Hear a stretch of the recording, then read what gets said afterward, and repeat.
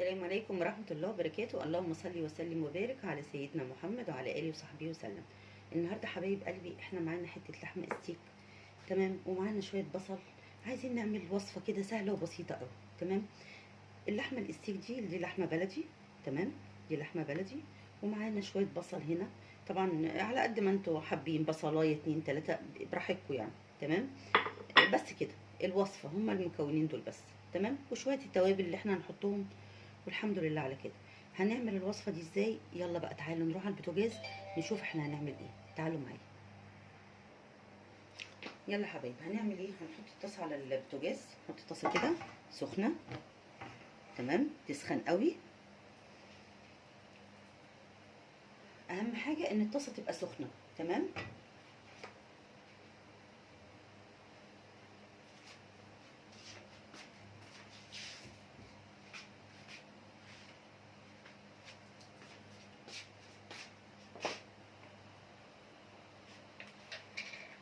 بصوا حبايبي، هنعمل ايه؟ هننزل بقطعة اي مادة دهنية. تمام، اي مادة دهنية عندكم حطوها. تمام، انا دي كده عندي حتة سمنة بلدي. تمام،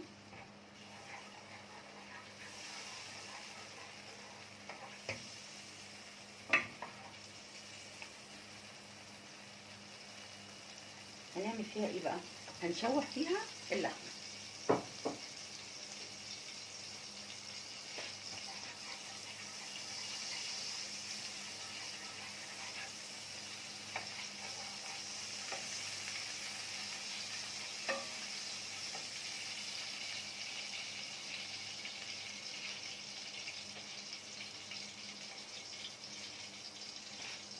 بسم الله الرحمن الرحيم.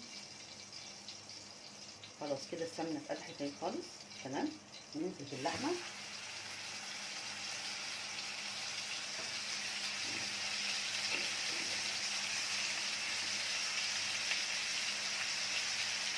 بصوا احنا هنشوح اللحمه بس. تمام، هنديها تشويحه كده محترمه.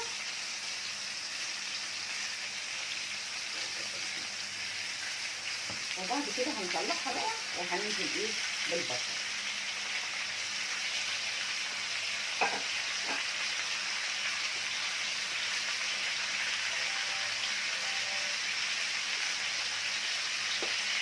طبعا انا مش هقلبها غير بعد ما تاخد لون تحت، تاخد لون ذهبي تحت، وبعدين نقلبها.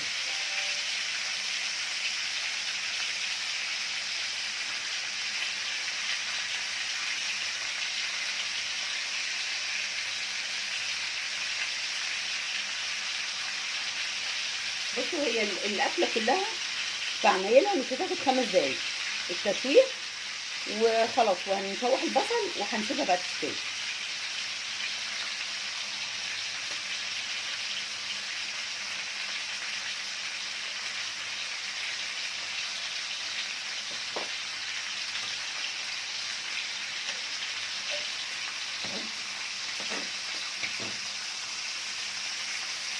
شايفين يا بنات اللون ده اهي؟ تاخد اللون ده بس كده.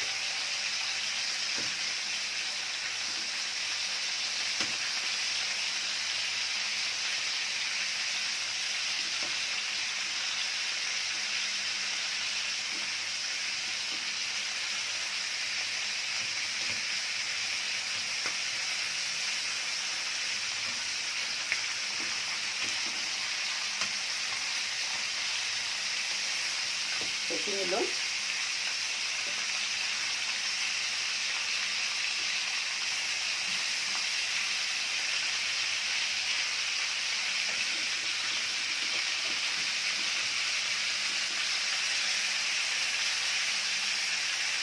اهو يا حبايبي اللون ده كده، ما نسيبهاش اكتر من كده. احنا عايزين تشويح بس، تشويح بس.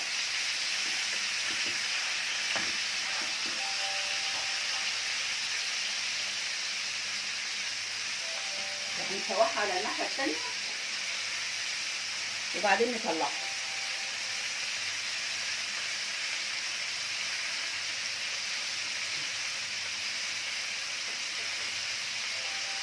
طبعا هنعمل معاها شويه رز مفلفل بقى. تمام. وبس كده.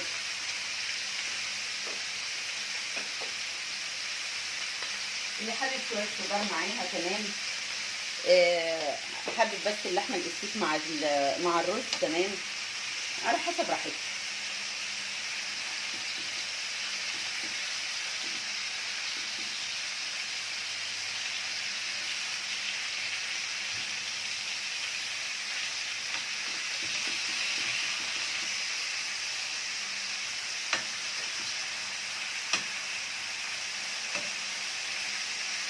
اهو اللون ده احلى لون ده، تقلبوها لما توصل للون ده.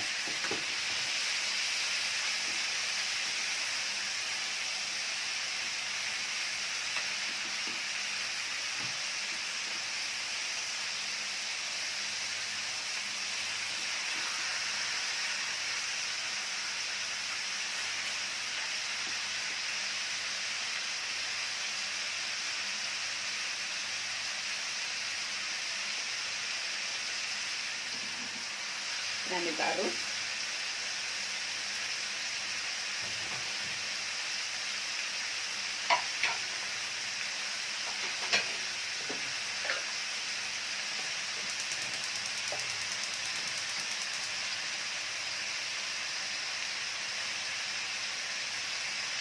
هنعمل بقى رز مفلفل تمام. اهو كده اول حاجه بننزل بقطعه السمنه. طبعا انا قلت لكم اي ماده دهنيه براحتكم تمام. انا بقى لما بحط كده قطعه سمنه بلدي بحط معاه شويه زيت في الرز المفلفل. عايزه اقول لكم اولا بيتحمر على طول وبياخد لون جميل قوي تمام. هننزل بشويه زيت صغيرين.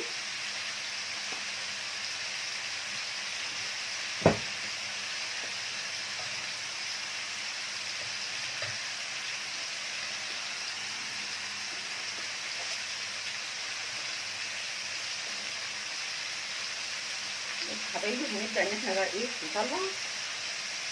نطلع اللحمه.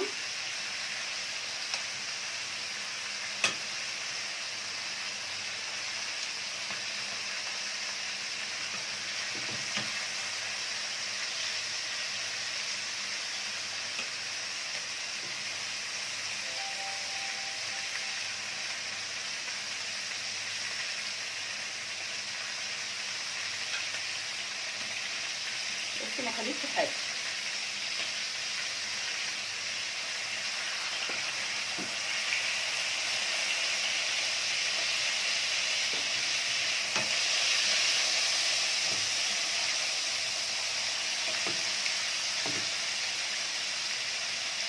شايفين يا حبايبي اللون بتاعها عامل ازاي؟ هو ده اللون ده، مش هنسيبها اكتر من كده.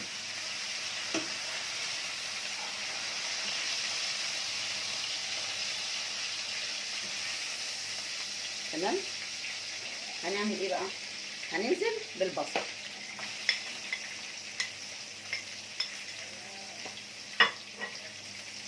تمام. هنشوح البصله بقى كده. بصوا بعد تشويحه اللحمه واللون اللي انتوا شايفينه البني ده، لما بننزل بقى بالبصله البصله بتاخد نفس اللون. تمام يا بنات.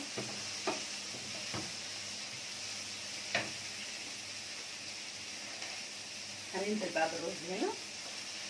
هنحمر شويه رز.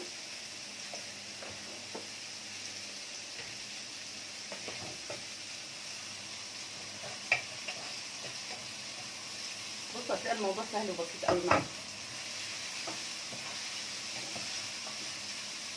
ممكن صينيه فراخ تعملوها برده بنفس الطريقه. بتشوحوا كده الفراخ تمام وبتطلعوها، وبعد كده بتروحوا نازلين بالبصل في نفس الطاسه اللي انتوا حمرتوا فيها تمام. وبعد كده تروحوا منزلين الفراخ، فراخ وراك اي حاجه تمام، تروحوا نازلين بيها برده كده ماشي. وبعد كده كاتل ميه تنزلوا بيه بميه مغليه عليها وتسيبوها شويه فوق، وبعد كده بتدخلوها الفرن تمام. ورقه فويل كده وتلفوها وتدخلوها الفرن، وتعملوا معاها شويه رز كبسه. الله تبقى تحفه. شايفين اللون اللي انا بقول لكم عليه بنات اهو.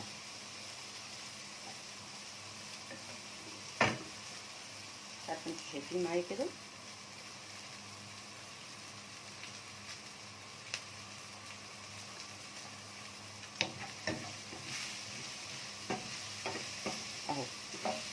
كده بدأت البصلة تدبل شوية، تمام، ما يبقاش فيها العضة بتاعتها الناشفة دي، لا اهي دبلت البصلة. ماشي، ايدنا برضو في الرز كده واحنا شغالين.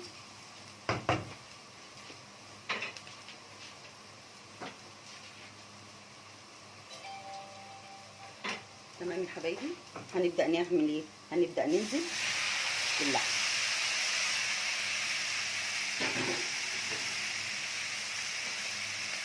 نزلنا اهو باللحمه.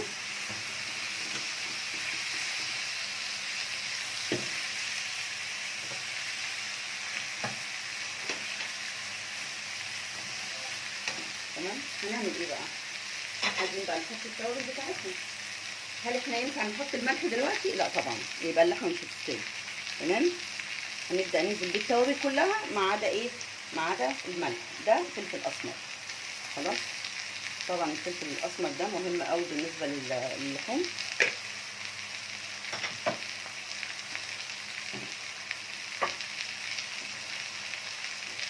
حبايبي بصوا، معلقه بصل بودر، معلقه صغيره، معلقه صغيره بصل بودر،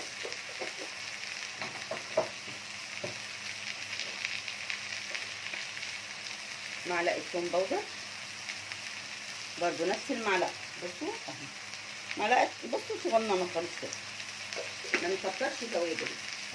ماشي يا بنات. بصوا بقى هننزل ايه بقى؟ بفص النادي. هننزل بفص النادي، لكن اللي مش بيحبه ما يحطوش.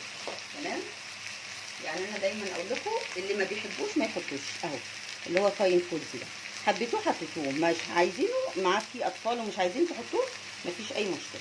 خلاص.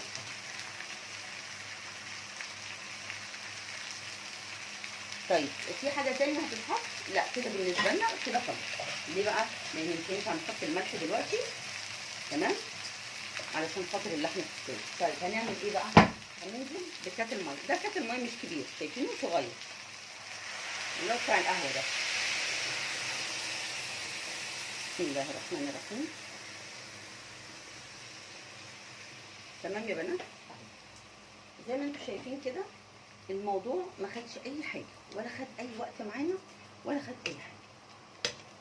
تمام، هنبدا ان احنا كده ايه، نظبط الدنيا بحيث ان احنا ندخل التوابل تحت في بقيه اللحمه من تحت كده. تمام، نقلب لان التوابل كلها فوق، فاحنا هنقلب كده، اللي تحت نجيبه فوق، اللي فوق نجيبه تحت. تمام اهو. اهو شايفين اللون عامل ازاي؟ شايفين اللون البني ده؟ انا مش عارفه شايفينه كويس ولا لا. اللون البني ده نتيجه تحمير اللحمه الاول. تمام، تشويحه اللحمه اللي هي اللي مديانا اللون البني ده. هنعمل ايه بقى؟ خلاص كده تمام قوي. هنعمل ايه؟ نغطي بقى.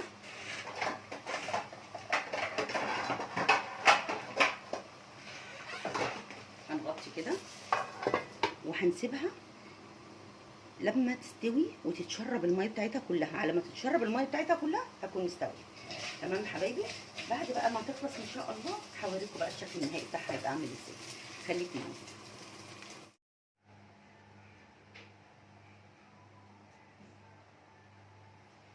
ايه يا بنات، بصوا ده الشكل بقى النهائي بتاعنا. خلاص احنا خلصنا اهو. شايفين اللون بتاعها عامل ازاي؟ تمام، وعملت معاها رز مفلفل زي ما انتم شايفين كده. جربوا بقى الطريقه دي، والله الاكله ما خدت مني وقت. جربوا بقى كده الطريقه دي، ان شاء الله هتعملوها بسهوله جدا. ماشي يا بنات، يلا اللي عاجبه بقى اللحمه الاستيك بتاعتي النهارده يعمل لي لايك. لو انتوا وصلتوا معايا لغايه هنا يا ريت ما تنسوش اللايك الجميل. تمام، وتشتركوا عندي في القناه، تنوروني. السلام عليكم ورحمه الله وبركاته.